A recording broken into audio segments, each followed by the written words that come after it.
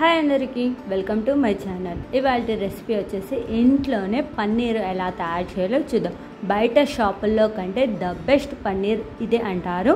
So late చేయకుండా ఎలా తయారు చేయాలో చూద్దాం.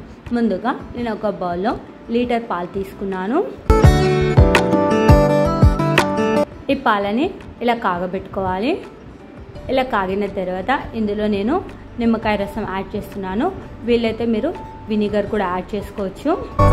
ఇలా నిమ్మకాయ రసం వేసిన తర్వాత పాలన్నీ పగిలిపోతాయి. చూడండి, పగిలిన వెంటనే దించేయకూడదు, అయిపోయిందని చెప్పేసి. అందులో నీళ్ళు పాలు ఇంకా పగలాలి, టైం పడుతుంది కొద్దిగా. ఇలా పాలు వేరయ్యే వరకు, నీళ్ళు లాగా తేలే వరకు ఇలా ఉడికించుకోవాలి.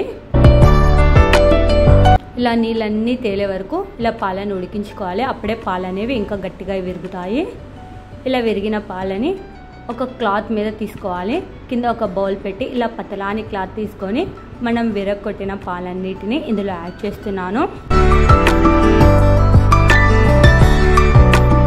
సిల్క్ క్లాత్ తీసుకున్నామంటే అందులో వాటర్ రిమూవ్ కావు. ఇలా కాటన్ క్లాత్ తీసుకున్నామంటే వాటర్ అంతా రిమూవ్ అవుతాయి. నేను ఇందులో నిమ్మకాయ రసం వేసాను కాబట్టి కొద్దిగా పులుపు అనిపించి ఇలా చల్లనీళ్ళు యాడ్ చేస్తున్నాను. వినిగర్ కానీ యాడ్ చేస్తే చల్లనీళ్ళు వేయనవసరం లేదు. ఇందులో వాటర్ మొత్తం రిమూవ్ చేయాలి. అస్సలు నీళ్ళు ఉండకూడదు ఆ పన్నీర్లో.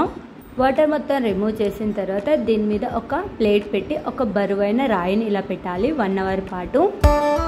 ఇలా 1 అవర్ తర్వాత చూడండి, ఈ పన్నీరు మనం ఏ షేప్లో పెడితే ఆ షేప్లో వస్తుంది పన్నీరు. ఈ పన్నీర్ని కొద్దిగా వేడిగా ఉన్నప్పుడే మనం నచ్చిన షేప్లో పెట్టుకుంటే ఆ షేప్లో వస్తుంది ఈ పన్నీరు. నేను ఇలా రౌండ్గా పెట్టాను కాబట్టి ఇలా రౌండ్గా వచ్చింది. బయట షాపుల్లో కంటే ఈ పన్నీరు చాలా సాఫ్ట్గా స్పాంజీగా ఉంది. దీనికి కావాలంటే ఒక కవర్లో పెట్టి మనం ఫ్రిడ్జ్లో స్టోర్ చేసామంటే ఒక వారం పాటు ఉంటుంది. అంతే సాఫ్ట్గా స్పాంజీగా ఉంటుంది. ఒక్కసారి ఈ పన్నీర్ టేస్ట్ చేశారంటే బయట పన్నీర్ కంటే ఈ పన్నీర్ని ఎక్కువగా ఇష్టపడతారు. ఈ వీడియో మీకు కూడా నచ్చినట్లయితే మీరు కూడా ట్రై చేయండి. Thank you for watching my channel.